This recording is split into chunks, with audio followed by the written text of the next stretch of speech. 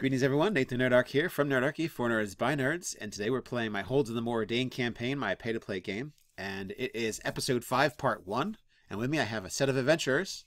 We're one man down, but he should be in sometime during it, so he'll just pop in, hopefully.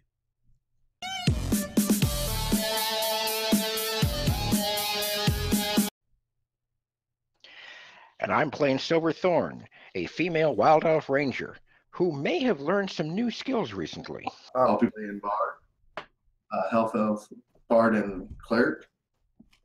I'll be playing Gambit Fireshine. He's a Forest Gnome Nature Cleric. He's a Guild Artisan Jeweler, and Last of the Fates Guard. Right, we are now 3rd level, so some of you have picked up another class, and some of you continued in your path. What did you guys, anybody that picked up a prestige class or anything like that? Not a prestige class. Man, what edition am I playing? A archetype that they've selected. I know some of you are not to that level yet. But we've got Nature Cleric, so you're already set in at level 1. You picked up another class, Jeff, and we'll find out that, unless you want to say. Yeah, rather, if it goes like last time, it may be an hour before we actually get out of town. So. Yeah. And Rick is now dual multi-class. My age is showing. I'm starting to start saying lingo that doesn't belong in 5th edition. Anyway, you are waking up comfortably. You partied pretty hard last night. Everybody kept talking about great stories about Wilson, their fallen merchant friend, who a group of you have sworn to avenge by killing the creature that has supposedly taken over and doing banditry in the area. You know him as Scary Man with the bucket. But we'll find out exactly what it is all about when that comes to pass. But right now you are waking up. You can do anything you would like in the Gates of Ale or surrounding area, shopping or anything like that. You are in the main, one of the major cities along the Merchant Circle Road. One of the shining jewels along strung upon the necklace. So you can pretty much do all kinds of stuff, find anything. It's just whether or not you got the money to spend. And with your recent sales, you've got the money. And more money to know what to do with. Gambit was going to take Silverthorn back out to the jeweler section and negotiate for her to get a 100 gold piece valued pearl, I believe. Mm-hmm. And some copper wire. Yes, you don't have to twist my arm to get me back down to the Crafters District. I think I've got some business dealings there myself. Well, then let's head on out after breakfast. I'm getting better at trying to figure out my way around this town, but I feel more comfortable having a guide with me. Know what I mean? We'll have to take him by the park at some point. It may help him relax. Yes, some greenery would do her well. Yeah, some of the Astorian gardens. Well, as we're out, I'd like to hit up an armor smith if that's all right. Oh, that would be fine. You now recall that you do have a smith in Stationton that is owing you some things, so I guess keep that in mind when you're out shopping. And there is also one of the White Towers in the area, and that's like a place like library / mage college. I was going to ask, did I ever stop by that and ask about the books for the ghost, or did we get to that? I don't think you got to that. I don't think you got. I think we've wrapped up. We talked about stuff we were going to do, but it was running late. Mm-hmm. Yeah, we went way over budget on the time. So keep that in mind as well. All right, so Silverthorn, Gambit. You have just wrapped up, finished your breakfast? Yeah, on our way there, we'll set out towards the crafting district, and Gambit's going to look to Silverthorn and just let her know that her company's a welcome diversion, and her offer to be his bodyguard's appreciated there. and he'll wink at her and reveal a glance into his pocket of his inner jerkins there to reveal a shimmering contents inside of his inside of those pockets. I do hope you're showing me a gem and not something else right now. Money is not the only thing that glitters on a gnome. I would ask if Gambit would mind handling, since he's a guild artisan, handling the discussions and bartering while we're shopping. Yes, I'd follow you along to the armor smith, certainly. I'd appreciate the help. So you all set out? Sure. And as we go, Silverthorn is trying to compare the landmarks for what her in her mental image fits. Okay. Slowly getting a feel for this, because as we covered last time, cities are new to her. Yes. You recognize the jeweler's shop on the right-hand side, and you recognize a few other stores that had peculiarities in them that you didn't not used to seeing. Some things for like furniture and things like that you would just make if you needed it back at your tribe. So here's actual stores that just have it sitting around for people to purchase. They actually carve their stumps into chairs. Yeah, rather than just use the stump. It's very unnatural. Well, you normally just sit cross-legged. Well, you could do that as well. I do tell you, if any woman comes up and tries to spray me with perfume, I'm probably going to have to go for initiative. I'm under attack. Gambit, where did you want to go? He says he needs a pearl and he needs some copper wire. Yes, well, we'll go to the proper district and see which of the shop will offer the best material goods, I guess. Well, there was some raw material for jewelry at the store that you purchased, that you sold the pillar at. So that'd be a good place to go back to. Okay. We won't diverge too much then. We'll build up our name there a little bit. Hopefully. Well, I mean, you could find. I'm sure there's other places. No, that's all right. If he's got the goods, he's got the goods. Yes, you recall seeing it. I didn't think I had seen that the previous time. Maybe he was keeping something from me. That's all right. we'll have a look. So as you come in, you notice that there is towards the back. There's a lot of display things and crystals and pillars and things like that. Similar things that probably he has acquired over the time. And you see him, with his strange apparatus on his head and his really bushy eyebrows and scraggly hair at the bench doing some work. And you also see that towards the back there is some metals. There's bronzes and coppers, a wire, and there's some other types of silvery metal. And different tubes and things. And then there's also a few trays of different things, like stones and fully done jewelry and different things of that nature. Yeah, I just need the pearl and a short length of copper wire. Okay. A younger attendant comes up to you and says, "Oh, is there anything that you need today?" I would mention that if they had, see if Gambit couldn't get us a deal if we bought 2 of the pearls, because I could use 1 as well. Very well. Do you have a selection of pearls for us to look at? Oh, most definitely. Is it one's from the sea, one's from lake, or do you have a preference on coloration? I pull out my a deer skin with some scribbles on it. I look at it and say, it just needs to be worth about 100 gold pieces. All right. So for a ring or something. Here, I'll show you a selection. So he goes through and shows you a few different selections for it. There's several nicely rounded ones. There's ones that are a little bit egg-shaped, and then there's ones that have lines across them. And he says, these are all in about the, we could say 100 gold range, though the price may vary. So you easily select 2. You can have a gray, choose 2 that are appropriate. Okay, there's gray, black, white, silver, all that different kind of like hue to them. So Well, pick whichever one you like. Well, if they're worth 100 gold, I'd like the silver one. Okay. All right. Silver. There is a silvery hue rainbow one. I mean, it matches my hair. There you go.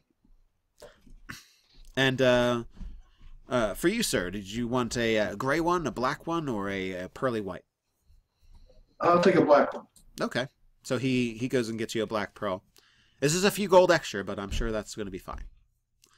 You know what? He hears a "Hey boy," from the background. He's like, "You make sure you give them a good deal." From the back bench over there. He goes, "Oh yes, that's right. So yes, that'll just be. What else did you need?" And we can all kind of make a price for it. A short copper wire. Master there, I'd like him to have a quick look at something. If he has a moment. Okay, he's rather busy, but I'll have him come over to you, or if you can just go over to that desk over there. So he points to a desk that's closer to where the master's working. Okay. And he's like, anything? And he looks to Silverthorn and says, "Anything else you need?" Just a short piece of copper wire, about yay big. Okay. He goes, "Yay big." Okay. And he goes off and he trims a piece for you, and he says, "Is this sufficient?" Which it is. And he nods and kind of gives you a look, but goes off and says, "All right, well, all together, with the discount on the house, that will be 185." And, I'll have 90 gold. Okay. And I already subtracted it off of my total last week, so. Oh, okay. All right. He had his email what we wanted to do, so. Yep. So he goes off. He says, "Would you like that wrapped in a box, or would you like it affixed to something?" I'd like it in my hand, please. Okay, very well. He just gingerly places it in your hand, makes sure that you've got a hold of it before he takes his hand too far away. And for you, sir? I'll take it in a box so it doesn't roll around. Excellent. Any particular color? And he goes off and has you select a color or whatever you'd like to do. And just a little plain wooden box that he gives you with a little pad in it. And while he's doing that, I point my finger at Gambit, and in his mind, he hears me say, "Thank you very much."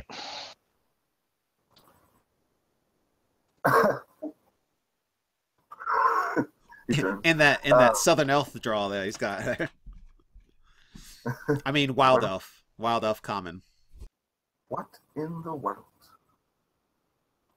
And yeah, he'd like to have a couple things examined as a trinket. He got a piece of crystal that glows in the moonlight, and he was wondering if he could have that inspected by them. No, so the old man with the bushy eyebrows and scraggly hair comes over to you and goes, "Oh, what do you want me to look at today?" It was, "I've been marveling at the piece. I stayed up all night looking at it in just different candlelight. It's a beautiful piece." Yes, it's not usually what I deal with, but well, if you had any more, be sure to bring it here first. All right. Good. He'll look and he'll show you it's just a regular cloudy crystal by all rights, but he swears that by the moonlight it has the most beautiful glow. And then he's wondering if he's ever heard anything. Glows in the moonlight. You know, I'm not certain. I've heard tales of things like that, but I have never seen one myself. Perhaps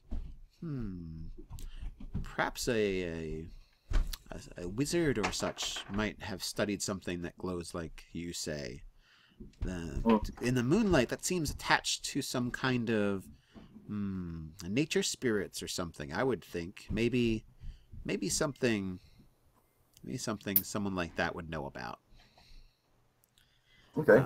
But I can examine it upon. I can look at it to see what kind of value it would have on its own merit that everybody can see all the time. No, I think I'll hold on to it. I was just wanted to see your word on it. I do trust your opinion. All right. And he'll look to see if he can work some kind of a trade.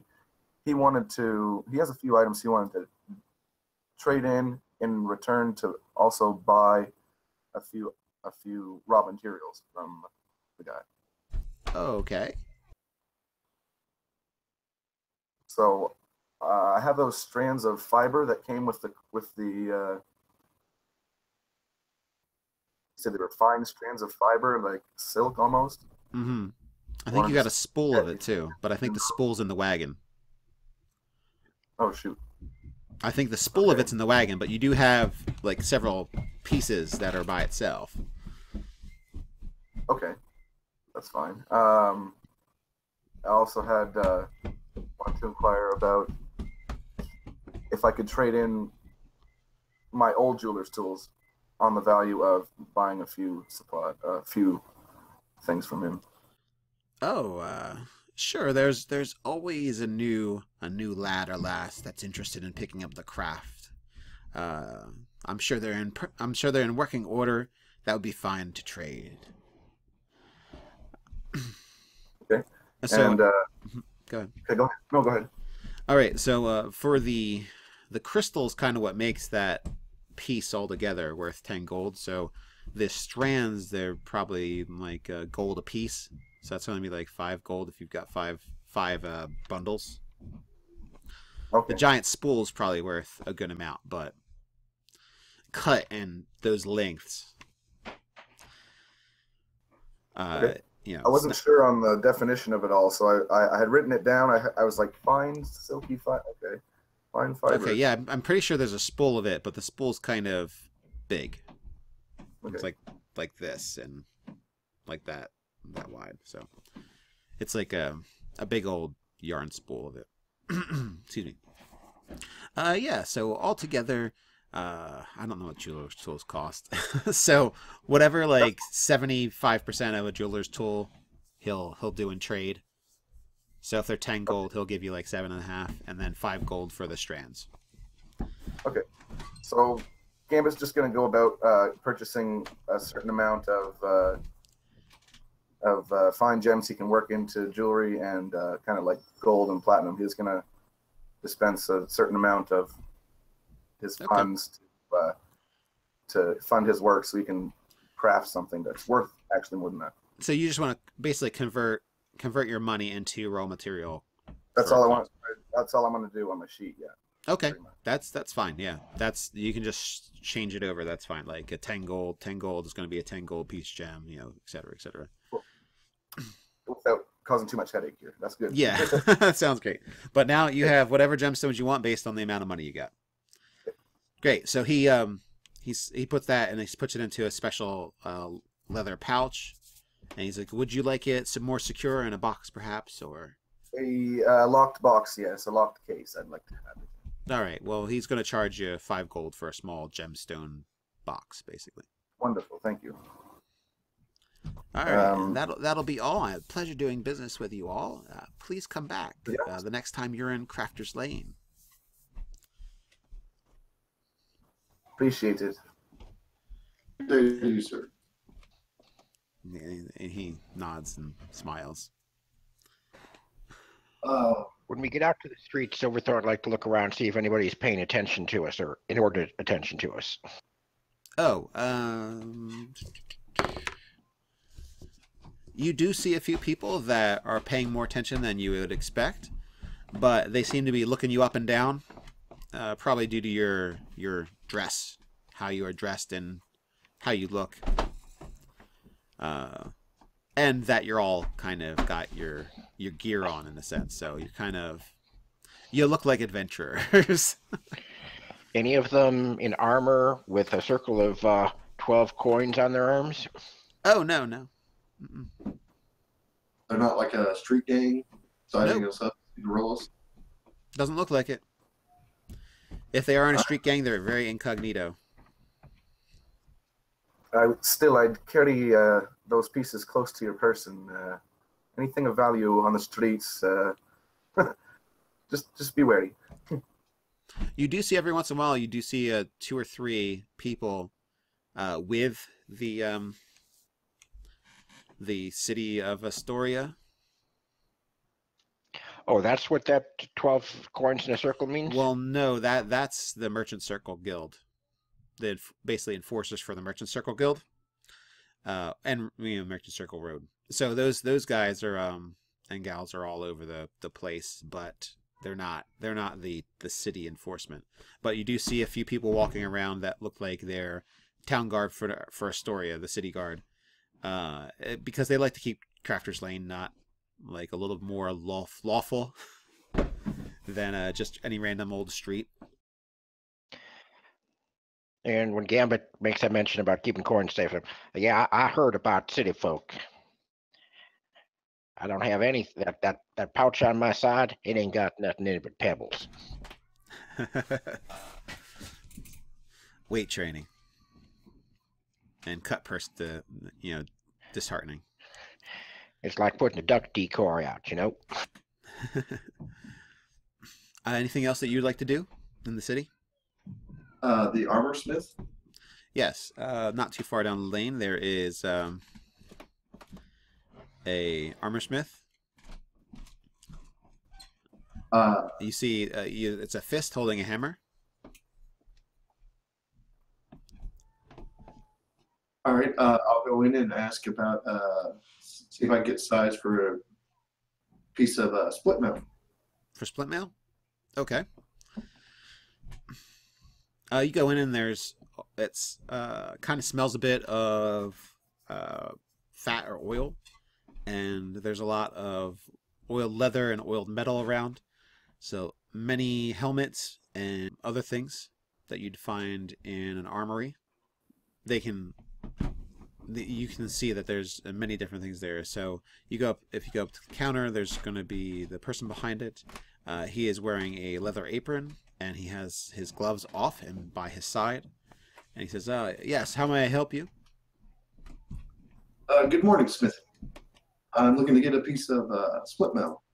Split mail, you say? Well, do you have a preference on wood? And also, we're going to have to get your measurements, of course. I don't know. What are my options? Well, he shows you a few different things. There's darker colored woods. They can also be stained. They can also be reinforced with some metal. And there is also harder, more exotic woods, but they cost more. I'll go for form and function. Whatever's the quietest and we'll say darkest or blends the best. Okay. I don't want flashy. No flashy, more dark woods, but not super expensive. Yeah. All right. Well, he takes you to moderately dark wood, more like a walnut color, kind of grayish brown. He says, "Well, this will be good, I think, for what you need. So we'll just take your measurements and say come over here and basically stand up on here, and then they do all the different measurements, and they ask you to try on a few pieces, like a gauntlet, and then they size the different sections, and then write down. They're writing notes on different pieces. It takes about 10-15 minutes, but it's pretty exhaustive. If you've never been fitted, basically measured for some full plate of full encompassing armor. No, can't say that I have. So you guys see them go through all the motion and have him move his arm different places and hold out his leg, and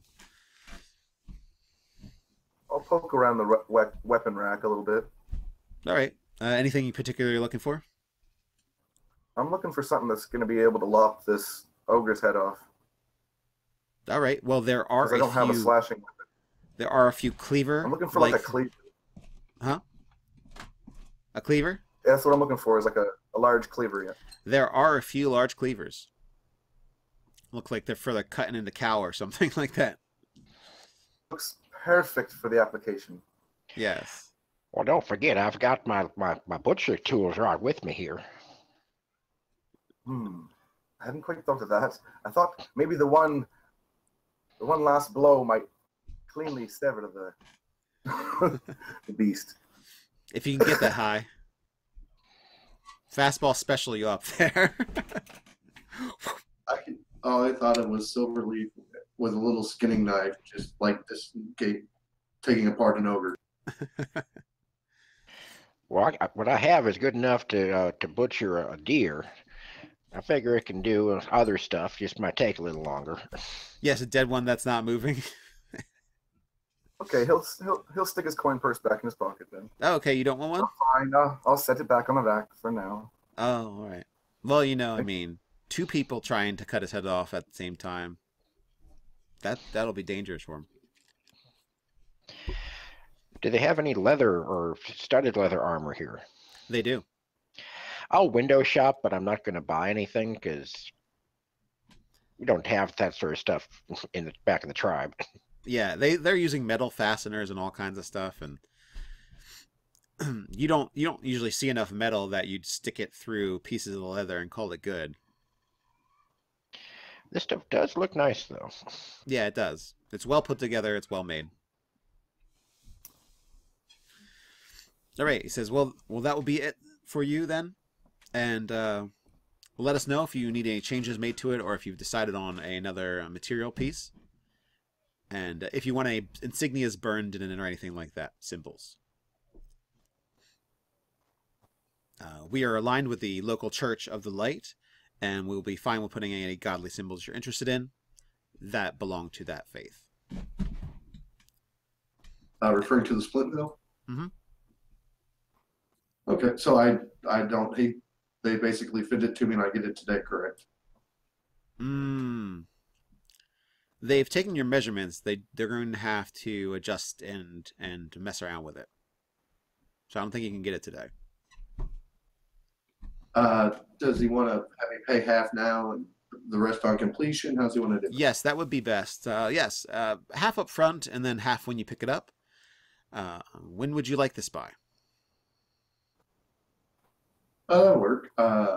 What's your price? Good question. Is it I'll just whisper. I'm going to whisper to Bard. If you have anything to trade with him, now would be the time. Bartering is sometimes better than handing over coin. Just a whisper there. Well, with your wood choices and everything, it's going to be about 210 gold pieces. All right. I show him my chainmail I'm wearing. What would I get for trade-in on this towards the total? Chainmail, you say? Well, it seems to be in good condition. Well cleaned and kept. Is it mail or a shirt? It's just chainmail. I don't know. Okay, I'm going to assume it's the mail. Okay. Well, we can, because this can be adjusted easily for other people, we can say that we can give you a trade of 50 gold on your split mail purchase. So if you'd like, we can take that now and put it towards it, or we can exchange it when when the other mail is complete. What I'll do is I'll take was it 210 minus 50 would be 160, so I'll give you 80, the half now, and then on completion I'll give you my chain mail, take the split mail, and give you the other 80. Does that sound fair? We can do that. Sure. Is a week good for delivery? We'll wait for you in about a week. All right, sounds fair. Excellent. All right, I'll give him 8 platinum. That's 80 gold, correct? Okay. He looks at it, but he goes, all right. This spends too. It looks like Sean is finally, it looks like Kenny's finally dragged his ass out of bed. Yeah, Kenny. I wish I'd been in bed, but no, Kelly finally got my computer working, so Well, it's good. he's kind of involved in the game. Yeah, we figured Kenny had a bad. For you. Anyway, we're just finishing up in town. We figured Kenny had a bad hangover and slept in. Mm-hmm. That would that would be a good excuse. That I'm here now. Am I dead? No, you're very much alive. Oh, great. You just woke up, and there was a lot of partying going on. And for Wilson, of course, a lot of memories of Wilson. And towards the end of the evening, a few Three Peaks Company people came in and were chatting it up with you as well, if you wanted to. Sure. I'm happy to chat with him. So. Yeah, they were telling you about some missions they went on recently, and how they'd love to have you back whenever you decide to, if you decide to come back. But dwarf's life, they understand a dwarf's life is long, and you probably do many things throughout it. Well, when you take leave, you got to be gone for at least a year. So I'm abiding by the rules, and I'm not ready to be back yet. Still a little uneasy. Oh, when I was talking with them, I would ask if it would be okay if I brought some people to see the thing that we have. The arm. Oh yeah, sure. That shouldn't be a problem. All right. And I will tell them that we fought some smaller, methods. Yeah, we'll call them methods. And I will describe what has happened so that they're aware too, so that they know that there might be more of this kind of trouble. Oh yeah, they weren't very happy. Kind of like a shadow came over their face when you talked about there being more of these creatures around. Yeah. But I'll wait till the end so we can have the happy, much drinking part of the conversation first. Yeah. And they said, well, you chop the arm off, you can show anybody you'd like, Kane. Great. Still got the wound to prove it. All right, but we'll be over tomorrow. All right. And they, shake your hand and say it's good to see you again, and then they head off. Sounds good. So you wake up a little bit late. Probably took you a while to go to sleep. I think you've been ruminating about past things. But you wake up and all of your other companions have already have breakfast and have been on their way. All right. So if there's anything that you had particularly wanted to do, besides go visit the... I should probably go visit the family, at least briefly. They might take offense if I don't. Doesn't need to be a long visit, but I should say hello to my father, before he's well into his day. Well, he already is because he's a blacksmith, and I'm getting up late, so I'll hear about it. But at least go say hi to him and mom and my sister, and pick up with some things I know that they like for mom and my sister, and all that. Okay. So you're doing a little shopping for your... Yeah, just some quick shopping, and then I'll head over to the family, and okay, that'll be good. You take anybody else with you, or did you want to just take They them were, later? I thought they were all Yeah, they're already out. Okay, so you go do a little shopping, grab whatever you'd like for your family members. Okay. And I also, when I see the family, I want to ask my father to make me a shield, because I have because I lost my other. This is it's a replacement for a Three Peaks shield, but I would like to have kind of like a family shield, kind of like with a family crest on it, but then be able to have like this metal plate that goes over it that has the Three Peaks, design. Mm-hmm. That way I honor both. All right. Well, you gather some gifts together for your sister and your mother. And I also plan on giving my father the shavings of the stuff we got for delivery. Yeah. Because he likes the to smoke. Cinnabare wood, right? Yeah, so we're gonna give that to him. So that's the goal. All right. Well, you head over after picking up some gifts, and your father is actually not at the forge. Uh-oh. One of the apprentices there, Darren. I think you remember his name from long ago. He's a young dwarf and not from your clan, but a good boy. And he is out there kind of working at the things, cleaning up things, truing up the files and other such things. Okay. I'll go up to him and say hello and just casually inquire where my father might happen to be. Oh, hi, Kenny. How are you? Well, I'm doing fine so far, but where's Da? Ah, yeah. Your dad's been, he decided to go on a little adventure of his own this past week, and he went off to the Astorian Mines.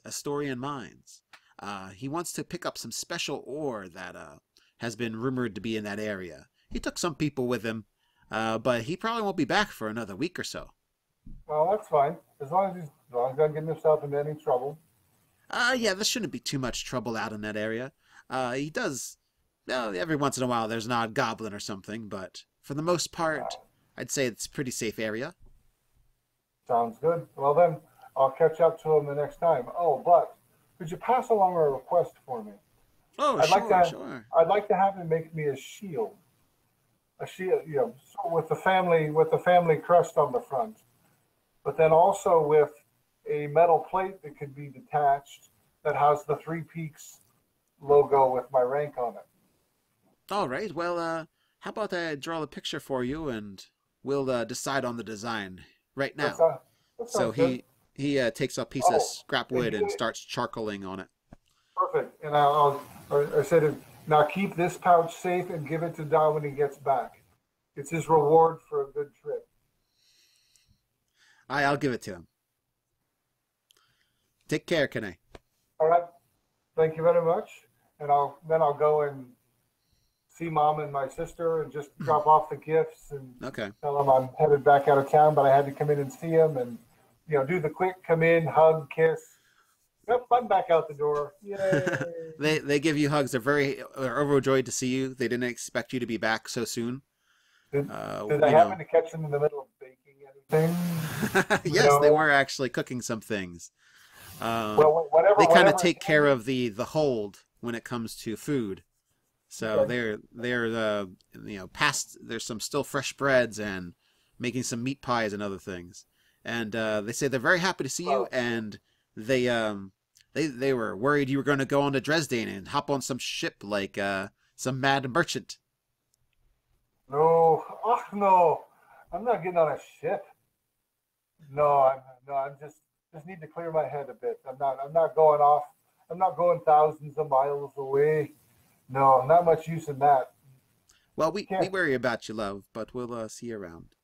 Yeah, we'll be back soon. We're just taking care of some stuff between here and Stationton, so no worries. Easy stuff.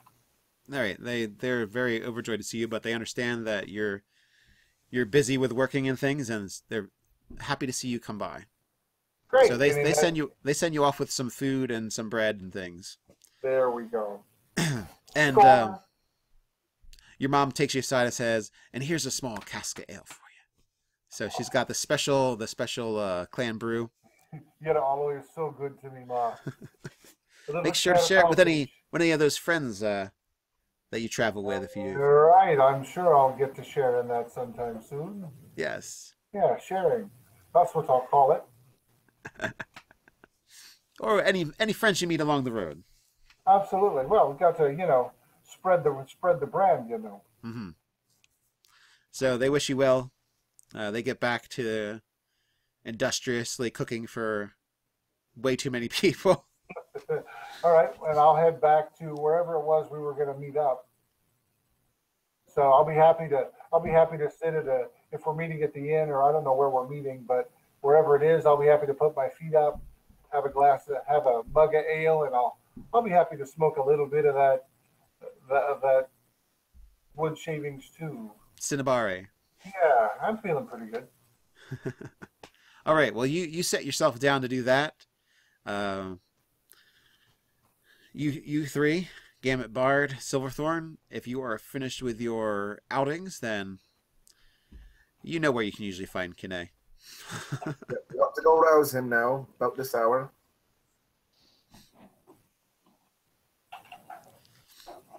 All right, so you head back to the Gates of Ale restaurant and inn, and you find a familiar face in the first floor of the establishment, kicking back with some brew. I can't remember. Did that place allow him to have his dog in there, or is his dog someplace else? The dog is in the stable. Yes, he's being tended like a horse. Treated like a king. Well, hey, Kenny, I see you finally dragged your ass out of bed. Well, I've been out and about. You know, no, didn't see any point in getting up any earlier than I needed to. Sure, you've been out and about. I have. Did some shopping. And just by coincidence, you're here in the tavern again, sitting down when we get back. Just because I'm more efficient with my shopping than you are, it does not mean that I haven't been. Well, you do have the advantage of it being your hometown. That's absolutely true. What, you got family here? Well, that's kind of what hometown means, but yes. So we could have been staying in a house rather than an inn? I'm not sure there's enough room for everybody to have a proper bed, but this is probably more comfortable. But yeah, it could have had some, special brew that the family makes and fresh bread because they do the cooking for the hold, and yeah, could have next time. I just didn't want to spring all that on people on short notice. So did you take your dog but see your parents, or is it still off in the stable? No, he's staying in the stable. He wasn't. I didn't think he would be up to too much of a walk today, so I just let him be. He's going to come in with us. He's not staying with the family. I need the old boy. Well, if you can remember through the fog of last night, today we're supposed to go avenge Wilson. Is it Wilson or Wallace? Or did I miss something while I was out? There's some debate over Wilson. I think it is Wilson. I like it being Wilson way better than Wallace. Yeah. Then it's Wilson. Yes. Any more items of the collection for Wilson? Yes, there's a collection. It's right over there. No, I just meant has it increased as the Oh amount yeah, of it the increased donation? from last night when they put it up there. People kept throwing coins up there. All right then. Well, I suppose we should get some of that there pickling solution in cask that this voice from above told us is optimal for storing body parts in. Yeah, that's kind of creepy. I think one of the people who knows how to preserve food said something about pickling ham, and ogre's got to be kind of like ham, right? I'm going to go with it. So they say, here you can take this little barrel and stick his head in here, or if his big old fat head will fit, or a hand will do. Sounds like a plan. And barrel and stuff's on me. Just don't drink it; it'll make you terribly sick.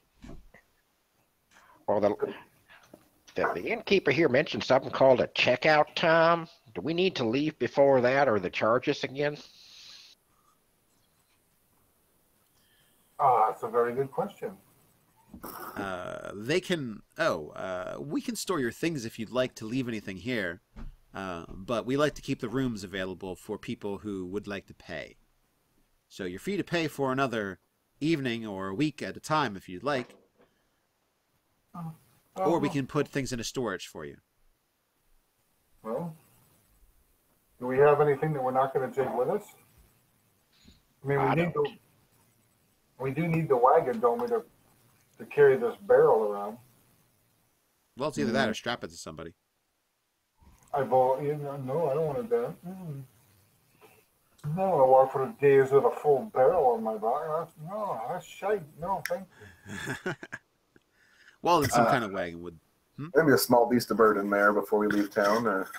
I mean, you want me to leave my wagon here and then get like a burro, or what do you want to do? You don't. Yeah, the wagon's not going to make it through all those trails that the goblin described to Silverthorn. Oh, that's true. true. So let's just. Sure, there's a place where a ferry or something where we can rent a mule or a horse or something to carry. Is the burro renter named Avis? Gambit's gonna start chatting it up with the mule there. Befriend it a little bit. Okay, you do see that there is 2 of them there, and the farrier comes by. He also has a selection of horses. Like, oh, what can I do for you, fine sir? And he looks down at Gambit, since you're the one that's kind of. They'll look up. Yes. We're just wondering if we might be able to ascertain one of your donkeys here, one of your mules. Well, you can get the pair. You can get the pair for 25 gold. Oh, Will we need 2 boys or just the one? no. How cumbersome is the barrel? You think, well, with full liquid, it's like 50, 60 pounds. As long as we can secure it properly, I think we probably only need one.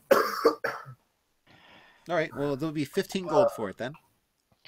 I'd like to use animal handling to examine the 2 mules or donkeys or whatever the hell they are. They're donkeys. Well, I like to use animal handling to make sure they're healthy. They're both pretty healthy. You think the one on the left that's black with a little bit of white spotting is healthier? I was like, damn, but this one here looks to be a bit healthier than the other. And the black and the white one seems to like you, Gambit, more than the other one. The other one's kind of standoffish, doesn't want to talk. More than the one we're favoring right now? Is that what you say? The other one is more approachable, but the one that's healthier is the other one? No, the one that's more the black and the white one's more approachable. Oh, okay. That's great. Yeah, he'll look him in the eye, kind of inquisitively there. Mm-hmm. Oh yes, she'll do fine. I say you pick the one that doesn't bite you when you check its teeth. So we'll all chip in. We'll all chip in the whatever, the Okay. 2.5, 3 or 4, whatever it is. Mix it up there. No one wants to wholly own the donkey. Could be yours. 15 gold. I'll buy the donkey, actually, just in case I want to ride it and read. There you go. You Good know that choice. the old mare, she suits you. What's All the price? Sorry. 15 gold. All right, thank you. As well. Pleasure doing business with you. Though he does kind of look at you funny. It does come with a saddle, a riding saddle, or is it just like a pack mule with a? It comes with a blanket. You could get a saddle. We'll probably need a pack saddle and whatever riggings we'll need to harness that barrel to it. It's going to be extra 5 gold for a saddle, sir. All right, thank you. All right. It says, pleasure doing business with you. Good travels.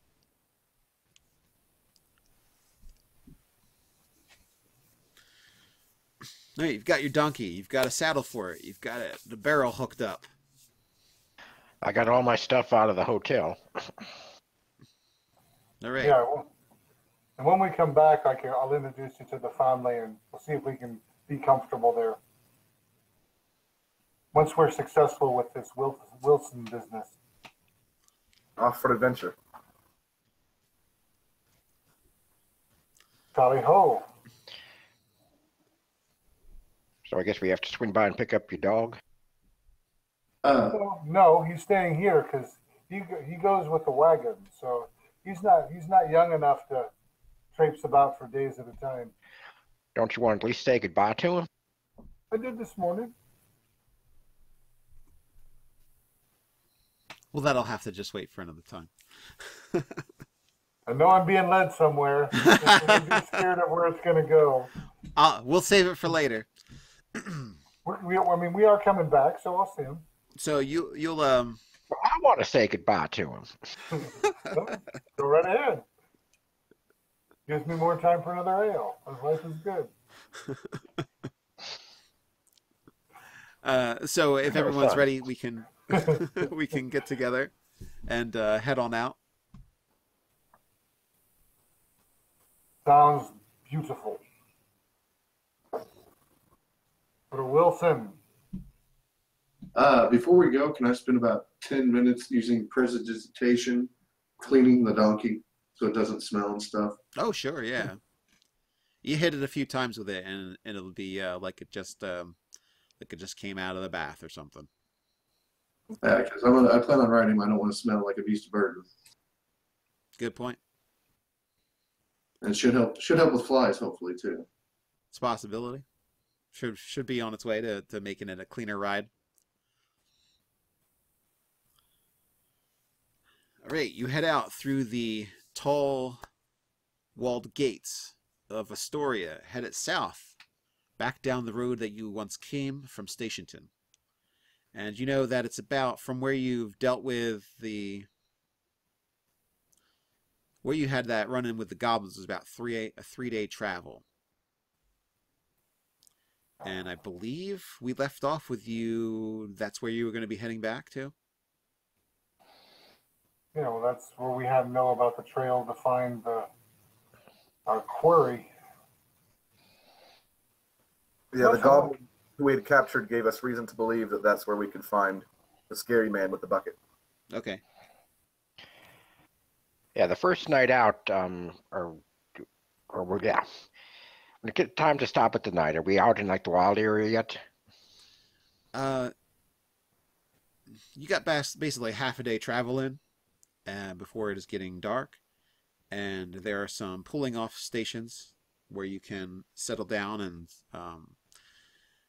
because you only got a half day travel in, there is a few places that you could stop if you desire that aren't crowded with other travelers. And what did you ask specifically, Jeff? Well, I'm looking. I don't want to be. I want someplace in the woods, preferably. Okay, you are heading towards a wooded area. Half day travel out, you still have farms and other things in the area. Okay, I've got to wait till the second night then. Yeah, I would say so. The farms for Astoria are pretty extensive, and makes sense that they along the Merchant Circle Road there are a lot of places still there that are close to the road. It's kind of almost like little towns extend out along the road from Astoria. I guess is the best way to describe it. Right, the night passes uneventfully, and the next day begins. Edwin also stayed back. He is speaking with. You gave him a letter that he's speaking with the 3 Company about, I believe. Kene. Say again? Kene, you gave Edwin a letter of introduction, right? Yes. To 3 Peaks. Yes. That way he could join the company and have employment and learn some useful skills among people that would treat him well, protect him, and also keep an eye on him. Okay. Yeah, so that's where he is off to. He left one of the crossbows, one of the light crossbows with you and some bolts. Okay. As a thank you. And the first day is traveling along. There's not too many people traffic-wise going by you. Every once in a while, you'll see a wagon go by. As they go by, ask them if they've had any trouble on the road ahead. Well, now that you mention it, we did have a bit of an issue. There seemed to have been a cart that was destroyed along the side of the road about 3 days back. Not 3 days back. 2.5 days back, 2 days back. No, it looked like there was some trouble on the road at some point. Maybe somebody had to abandon a wagon or something, but we didn't see anything destroyed. And that was yesterday. trying to get my timelines correct. Is it roughly within a day? Because we met the goblins about halfway through between the two cities. Is it a day's travel from there, roughly? It is 3.5 days or so, 3 days travel to where you fought the goblins. You're on your first day and like your day like you're on your first like full day. So about a day ago, these people met. I saw a kind of messed up wagon on the side of the road, but it didn't look like it was like attacked. It just looked like it might have been broken enough that it was abandoned. All right, that's still like 2 days away from where we have to go. Yes. Do we stop for lunch or we just keep pushing on? You can stop or you can eat it on the wagon. We don't have the wagon. Oh, you don't? You see guys running around with the wagon. Yeah, so I guess stopping for lunch makes sense. Do whatever you like, though. Decide however you want it. Okay, when we stop for lunch, is it within the woods? Yes. All right, I'm going to need a little bit of extra time here for lunch. I gotta do a little ritual. Well, all right. Hey, do what you need to do. That's fine. I'm going to make a small lean-to out of branches, preferably pine branches. If not, I'll just put my blanket over it. Okay. And I'll hunker down inside and light up my brazier with the 10 gold pieces of charcoal, incense, and herbs. And the lean-to will make sure that I get a nice, really inhale the smoke. Mm-hmm. And I'm going to go on a vision quest. All right. To find my spirit animal. Okay. Do you have any inclination into what your spirit animal is? As a matter of fact, I do. Just a second here. While he's doing that, can I document it? Can you see that? I can't see anything. Except your head. Darn, I'm trying to share my screen. I guess it's not working. Oh, wait a second. Here's the share button. How about that? Oh, okay. Is that a brown owl or something? It's a gray owl. Gray owl. I couldn't tell if it was black and white or it was actually, that was the... Oh, I do see there's some brown at the bottom. Okay, so a gray owl. Okay. I don't know why it shares me over there. Well, I just oh, because it's that what picture. you see. That's right. Okay. So you are inhaling the smoke, and it's getting hard to see, and things are getting hazy. Mm-hmm. For an hour, actually. Yeah, the air burns your eyes a little bit, and the next time you blink, there's a gray mist all around you, and you hear it seems to be night, even though you know it to be noon, and the gray mist wisps around you in tendrils and floats very slowly and in spirals and curves. And then you hear a great flapping as some of the mist resolves itself into a sharp image of feathers. And the feathers float away into as if carried away by some wind and into darkness. And as you see the mist clear, stars above the sky, what swoops down from the heavens is a great gray owl. And you can see some of the mist trailing behind it. And it comes to a light on your shoulder. Let's see. I attempt to speak with my mind to it. Greetings, brother. I am Silverthorn. It nods. And then goes back to doing the owl head movement thing. Are you willing to assist me in my quest from the tribe?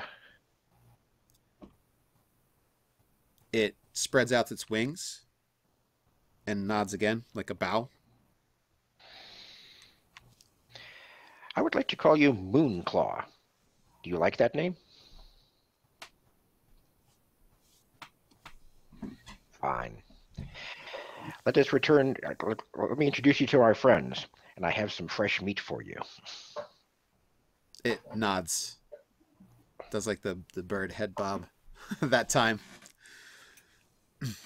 I'll put out the brazier, make it when it's cool, put it in my pouch and everything. Okay, as you put out the brazier and basically, I guess put water on it or whatever. Or I just use prestidigitation to put out Oh, the fire. fancy majory. So, bam! The fire goes out. The smoke begins to clear, and it goes from night to day. You can see a light kind of through the cracks of the little hut that you made. And I go back to the others and go, "Hey, y'all! I'd like to introduce you to my friend Moonclaw. Moonclaw, this is Gambit Fireshine.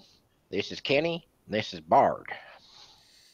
And what you see upon his shoulder is a great gray owl, and it looks to each of you and does like a quick nod. But it does look as if it looked at each one of you individually. I'll nod, nod back. It's a pleasure. Well, fine thing you can join us for lunch then. Oh, it goes back to the bird nod when you mentioned lunch. Can it understand common? I don't remember. Apparently not. Okay, it can't understand common. But I But can speak to it telepathically. Okay, well, it's understood you and your vision quest. Mm-hmm. Oh, by the way, Ben, didn't you at one point say you had a small animal with you? Yes, Badger. I would have been probably going over spells with Badger over the hour, like in between lunch there. We're probably practicing some spells there. He helps me with my somatics there. In art. Do I know the name of your badger? Oh, this is also his name. His name is also Badger. He Oh, is a and badger. Moonclaw? This is Badger. Badger is not food.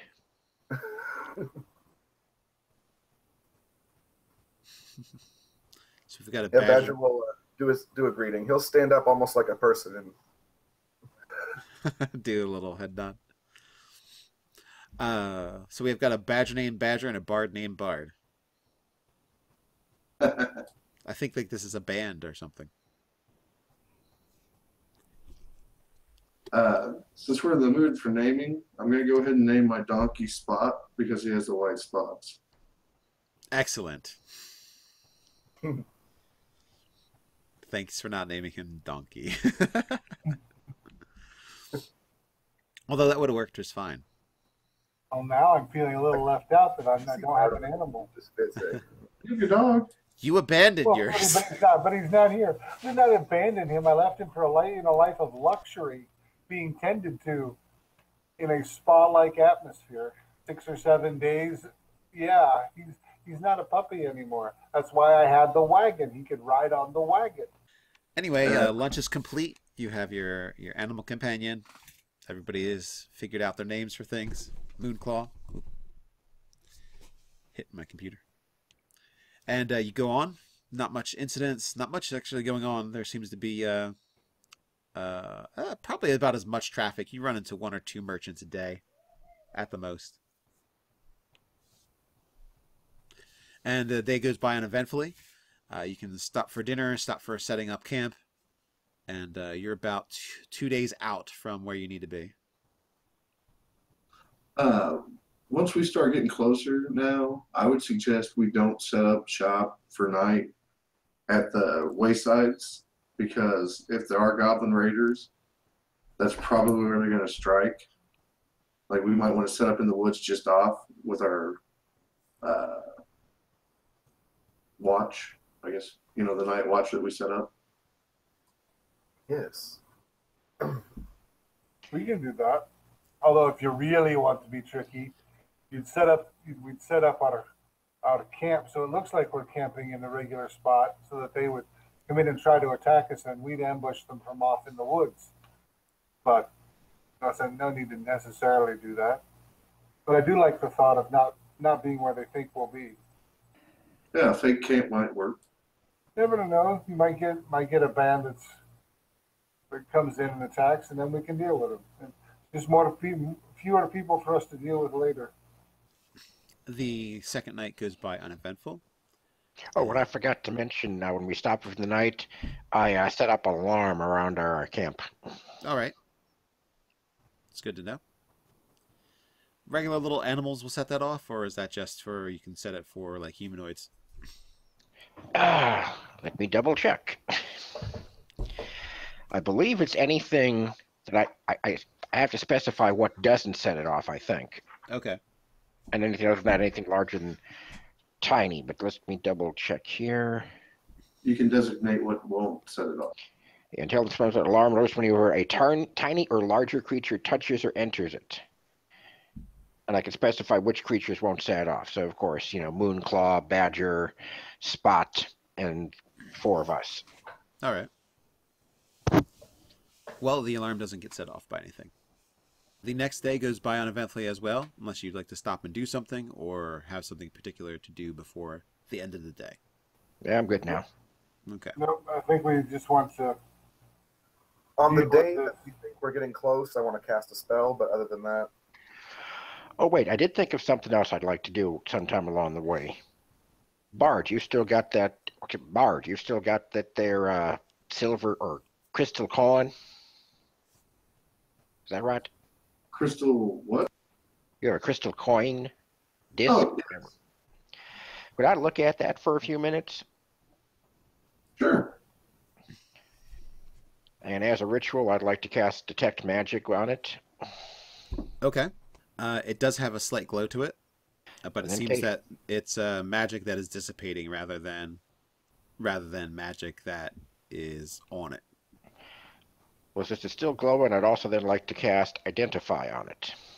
I'd like to point out that we had talked to the gym merchant yesterday, or the last time we had played, and he told me about it. Oh, yes. What did they end up telling you about it? That was from the land of Oz, essentially. Oh, he did say over the rainbow, right? Yeah. Mm-hmm. You get a feeling that Silverthorn, when you cast Identify, you get the feeling that this had the ability to how to say? What kind of magic would that be? Don't ask me. What kind of magic would it be? The good. The good kind. Transmute? No, kind of like a type of conjuration magic. Well, Bard, I ain't no expert, but this seems here that it has some sort of conjuration magic, but it looks like it might be fading. And I hand the coin back to him. Thank you. Maybe we can find out more when we visit the White Tower the next time we're in the mountains. Good point. I believe the gym merchant had said that they were not common, but not that rare. Like he knew about a couple hundred of them. Well, did he say there was any special purpose for them? He had said that they were more of like a curiosity. I've never seen one, personally, before this. Well, it is a curious thing for sure. So just hold on to it, and maybe at some point in the future, an appropriate thing will be. You'll seem an appropriate time to use it for whatever its purpose is. Yeah, don't spend it on ale. Definitely. All right, and he gave you a value of that, right? I didn't write it down if you did. Okay, I think he said about 10 gold pieces a piece. Like each one. I think at that price, that's why I kept it, because it was a gift from the librarian. Mm.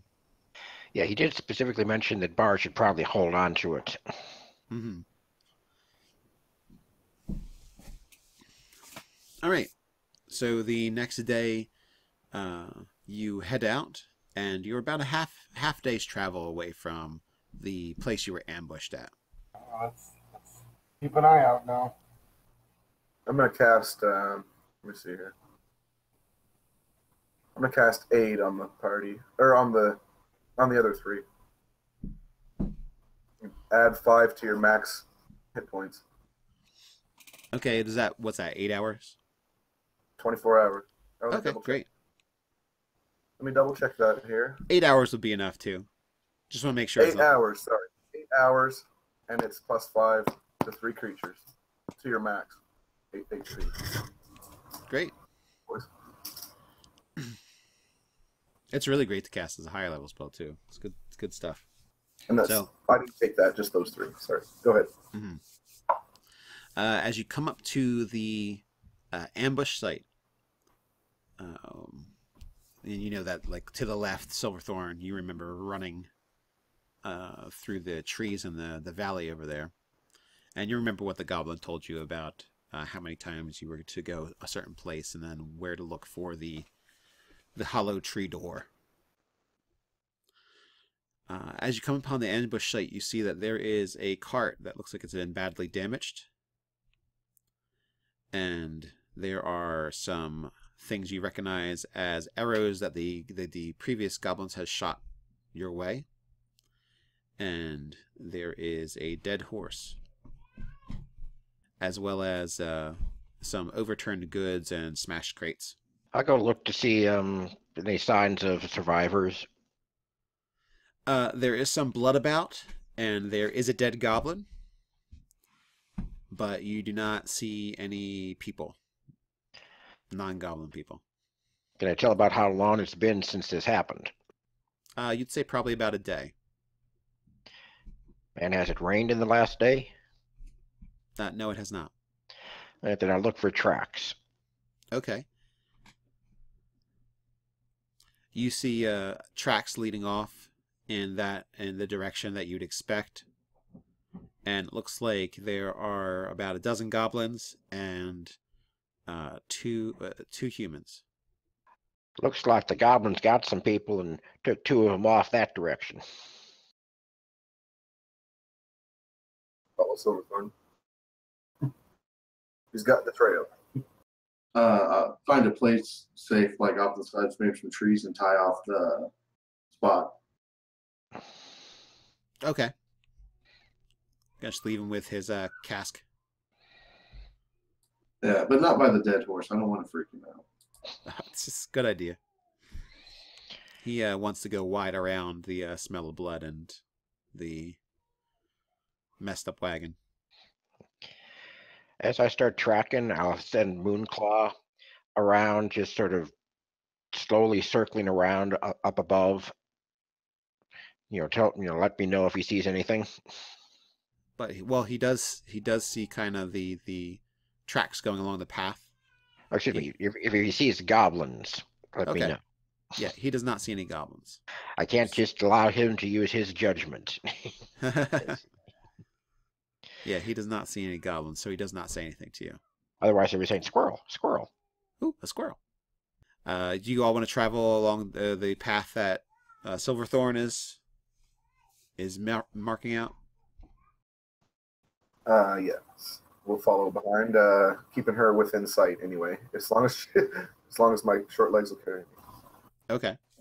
Travel like in a mini shield, all the 3 of us. Yeah, I'm not going any faster than you, so if she's marking the trail, then it'd be wise to follow it. I prefer the leisurely pace of 25 as opposed to 30. It's less taxing. Well, I figure I'm probably going about 15.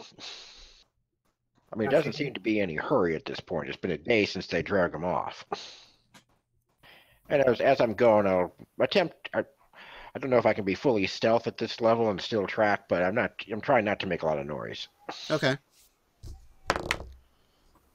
Yeah, you think that you're doing a good job of being quiet. All right, so you're going through, you'd say about 2 miles of this zigzagging hills, back and forth. You're following the valleys of these hills, and upon the 5th one, you see overgrowth of trees, and back in the shadow with some bushes and things around it is this old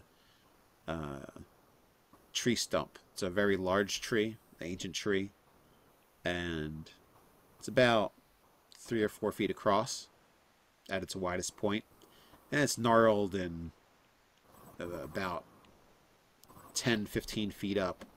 The top of it is broken off and has fallen in long ago, probably rotted away, but this just seems to have dried out like some kind of tree husk. Do we see any activity about the area? You see a lot of tracks around. A lot of tracks going in, looks like towards like a lot of mashed down brush around the area. This matches the description that other goblin gave us. Yeah, close enough. He seemed a little too panicked about that bucket, but Well, should we go in the front door or look for a back one?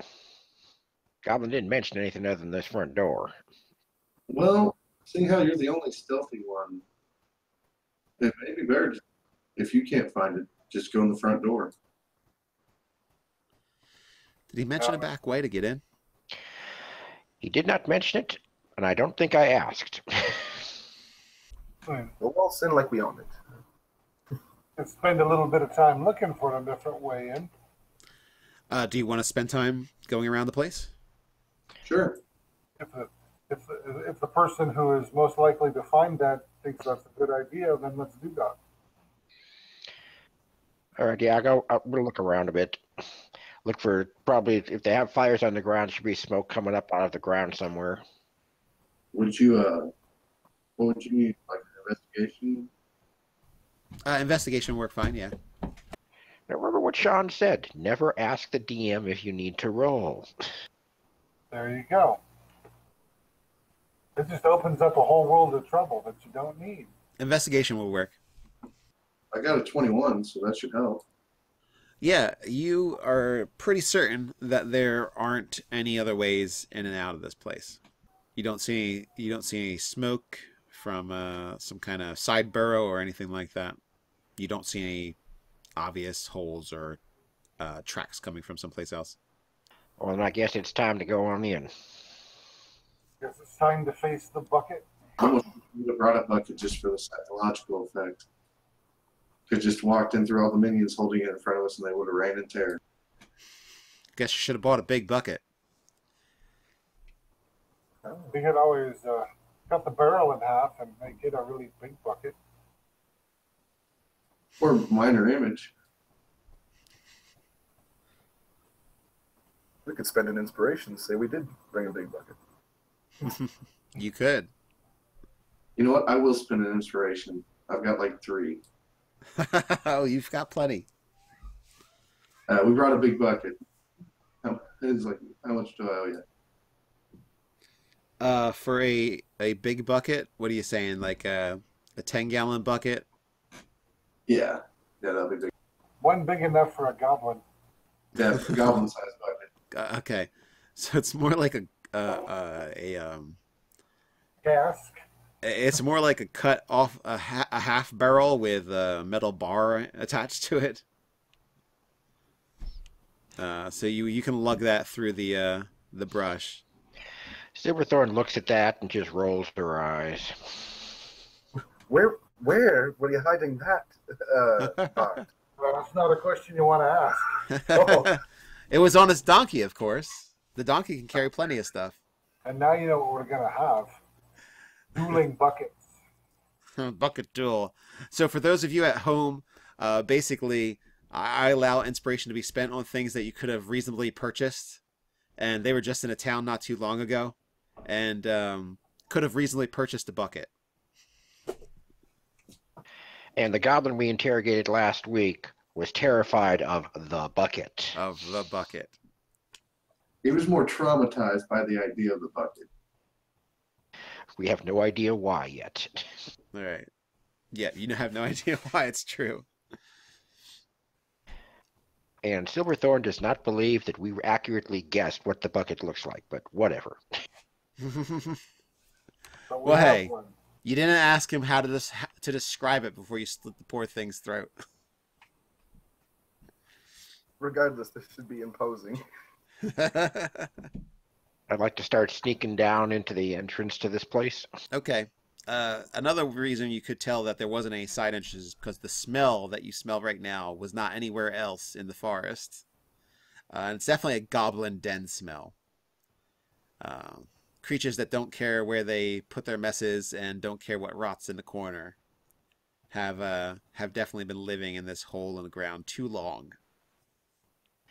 Using my knowledge of humanoids, can I estimate the number that might be down there from the smell? Either it's an old warren that has been there for generations, which should have been noted by some people by now. They would have found that out, or went and killed them. Or it is probably 30 to 40 goblins. Could possibly be in there. Oh, so good odds then. When I realize how much it smells, I'll glance over at Bard and I'll smile. I'll Along step this way, Bard. I'm gonna step behind Kenny and Gambit, just so I can use the bucket as an element of surprise if they try to ambush us as a counter. Okay. And that gives me the most room between me and the filth. Don't All worry, right. friends. We've got the protection of Garl Glittergold on our side. Can't you feel the rejuvenation within your blood? I feel the power. Onward. Let's deal with this scary man. He won't scare the folks any longer. As I go into the tunnel or whatever it is, I'll bring Moonclaw down to sit on my shoulder. At least it widens up again, if it does. Yeah, is this? I'm taking it. This is a very narrow kind of passage and all that, right? Goblin passage. It is narrow at the beginning, and it's steep as well. It's hard to travel down into it. Ooh, how big is the passage when it's at its narrowest? Its narrowest, I said it's about 4 feet across. For the it's about 4 feet across at its widest. And how tall? I'm talking about the entrance, right? Yeah, I'm talking about as it goes in, because I'm trying to judge how big the big scary man might be. Oh, as it goes in, it does deepen. So it gets to about 8 or 9 feet tall at certain areas. So the smallest portion is 4 feet wide, and how tall? 4 feet wide and 9 feet tall. Ah, okay, so there could actually be a big scary man. Gotcha. And it does shrink down to some other places, but it tends to be about 5 feet wide and 5 to 10 feet tall at different areas. It's really not clean cut, not dwarven made, that's for sure. And it seems to be packed earth and random field stone. So the footing is not very sure, and the footing is kind of clumpy and muddy. I don't mind about that. Well, it's goblin muck, just to clarify. It's not regular clean mud. I'm not the one with the problem with that. I'm gonna step gingerly. Yes. There are a few field stones every once in a while, and some gravel and dirt that seems to be dry, so you can hop your way along if you plan it right. Considering how messy this place is, if there's any stones that are clean, I will be suspicious of them and point them out. Oh, okay. Well, there's not any clean stones. They're just stones that aren't covered in mud, as if maybe they fell out of the ceiling or fell off the wall recently. I'm just avoiding the piles of muck, essentially. Yeah. I'm trying to sneak, but have only gotten an 11 on a stealth. Okay. Anybody want to roll stealth just to get it out there? Well, since you asked. Please roll a stealth check. Oh. Roll with disadvantage with heavy armor, correct? Heavy armor is disadvantage. I got 3. All right. Good to know. Apparently, the weight of the owl on my shoulder threw me off. I got a 7. All right. Uh, Hook us up with a good score, Kene. well, we already got a 3 in there, so I got an 8. Most of us have to roll disadvantage. It's going to be rough. Gambit, how are you doing on stealth? Mine, I rolled at disadvantage. Mine was an 11. Great. Okay.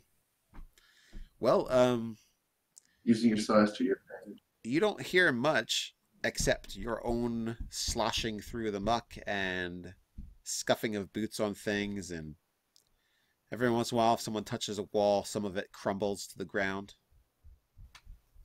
And it seems to, for how you don't know what's ahead of you, the light is getting dimmer. It's harder to see. There's not much light in here at all.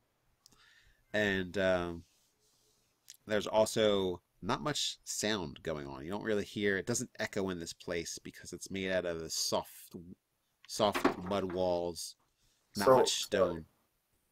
We're down underneath. We've gone into the stump, and now we're down into like a tunnel network underneath. Is that correct? Yes. Okay.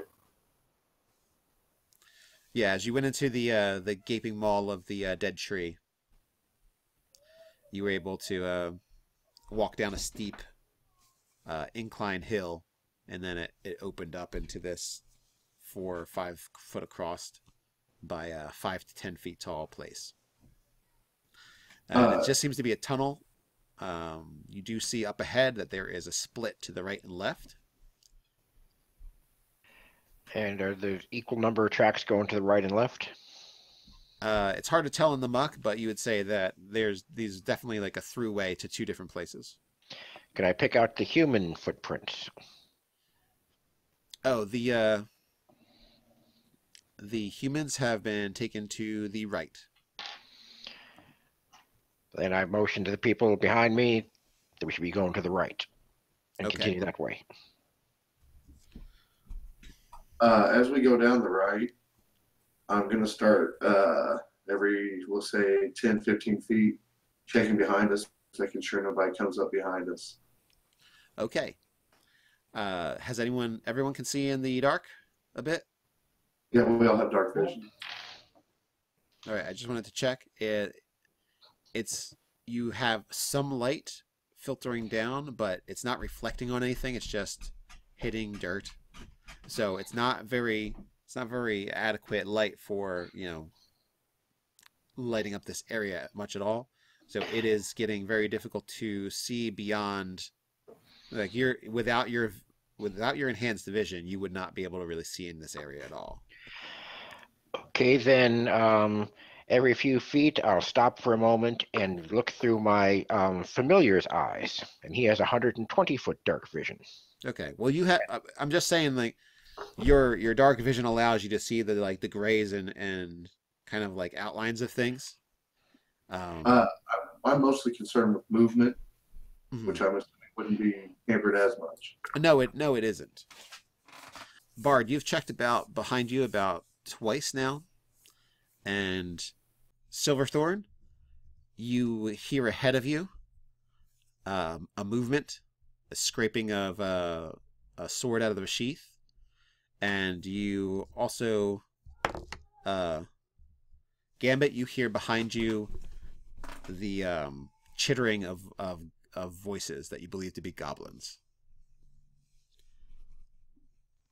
Stop moving, draw an arrow, and wait for something to come in front so I can see whether I should shoot it or not. Okay.